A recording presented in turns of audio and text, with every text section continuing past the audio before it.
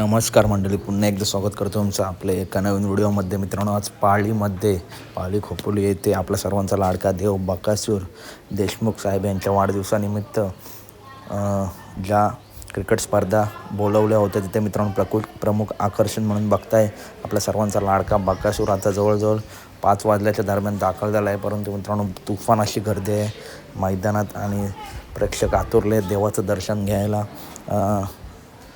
Top गर्दी आहे. Frame in hands या चॅनलवर तुम्ही लाईव्ह प्रक्षेपण बघू शकता. देशमुख साहेबांनी मित्रांनो आता पुढील क्षण बघताय आपल्या देव बकासूरला हार घातला आहे. हार घालत आहेत. वैभवमामासुद्धा उपस्थित आहेत. मोबाईल शेटसुद्धा उपस्थित आहेत.